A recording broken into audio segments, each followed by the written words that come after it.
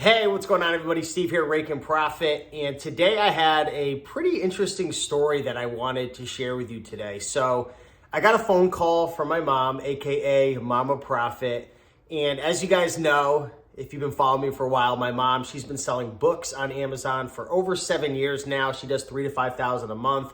She gets books from thrift stores primarily, garage sales, sometimes online marketplaces, book pickups. We've picked up books from estate sales, from cleanouts, all different types of places, libraries. And today my mom was out at our local library over here in town. And this library, it's a decent sized library, and they have a little book sale that they run a couple times a week. The books are really cheap. I think they're like 50 cents a book or sometimes $1 a book. Really inexpensive. And I always recommend to people, if you're looking for books, think outside the box, source outside the box. Don't just go to thrift stores. Go check out your local library, because sometimes you can find some great deals. And this library sale is pretty small. There's hardly anybody in there. You know, it's run by a couple old ladies, and you know for a fact they're not making that much money. I've been in there hundreds of times, and honestly, like, I don't even know how they stay in business. I don't even know how many books they sell, because I see the same books there over and over again. Well, today my mom told me she was there sourcing, and one of the old ladies came up to her and told her that since she's scanning books, she only has 30 minutes and then she has to leave. Now, I've heard of this before, and I'm not gonna lie, it kind of got my blood boiling a little bit for a couple different reasons, but I've heard of this before where certain locations, I don't know if thrift stores have ever done this, but I know at libraries, and especially at like, sometimes at like book sales, like the big ones where there's a ton of people, they have rules for the scanners, because some of the scanners are freaking jerks and they make a huge mess, and you know the deal. But this place is super small. They don't make a lot of, you know, they definitely don't do a lot of business. They don't make a lot of sales. And literally my mom was so taken back by it that she just left. And the funny thing is about this is, like, she's the only one there. Every single time I go to these sales, there's only one or two people at this little library. And the question that I have is, why in the world would a little tiny library put these constraints and make their customers feel uncomfortable for scanning? Is it because the scanners are making a huge mess? I don't know about you guys, but we have a guy who frequents our local thrift stores, and I've never seen it, but my mom says all the time he's scanning and he's got his beeper going off. Beep, beep, da-ding, like, you know how it makes the sound effects?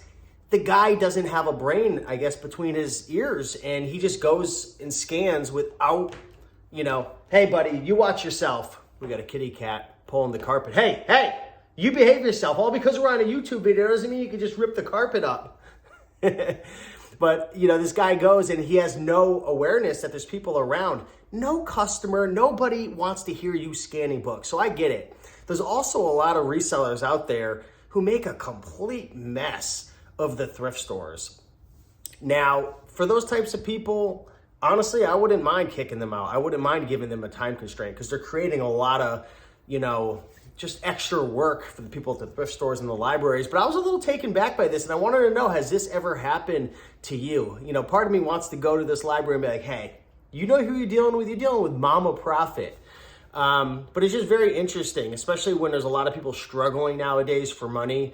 A lot of businesses are struggling. The economy is obviously, you know, it's been hit. Inflation is crazy. And I know this little library is struggling. Why would you do that? Why would you tell that to Momma Profit? You know, she's not making a mess. She's keeping things clean. She's keeping things organized. Why do you care if anyone's scanning? You know, I want to go on a little rant. You know, let's just pretend that a lot of resellers weren't making a huge mess and they weren't being annoying scanning and stuff, and like not having their headphones in, right? Which it's like common sense. But why would you care if someone's buying something to resell versus just a traditional customer? You know, most resellers were only buying 5%, sometimes upwards to 10% of the inventory, you know, hardly. You know, think about it. You go into a library, there's like 4,000 books. You'll be lucky to leave with 5, 10, 15, 20 books. Maybe you're going to crush it and find 50. But there's still 3,950 books left. So it almost perplexes me when I hear of companies doing this. Now, you're getting your inventory for free. Most libraries are getting their inventory for free. Thrift stores are getting your inventory for free. Let's get off our high horse and do a little work, right? You're getting all your inventory for free. God forbid you have to clean up a mess. God forbid you have to organize things, right? So, hey, you watch yourself, buddy. I warned you twice, I promise you. It's interesting. Every business has certain things that they have to do. Most service-based businesses, you have to clean up, you have to organize things, you have to restock the floor. There's just different things that you have to do as a business. So, it almost feels like we're being singled out as resellers when I hear things like this happen. And I've heard of this happening to other people as well. This has never happened to me where I've ever had a thrift store or a library put a time constraint on me or say you can't scan. I've heard of it before, but I'm curious to hear your thoughts down below in the comments. So yeah, just wanted to share this little story with you. I was a bit taken back. I've never had this happen. I can understand at a really busy pop-in place and the resellers are making a huge mess and they've asked you multiple times and you're being disrespectful. Like, I completely get that. But yeah, just interested to hear what your thoughts are. Leave a comment below. And with that being said, hopefully you guys are healthy and safe and everything's going well. And I'll see you in the next video. Much love. Bye.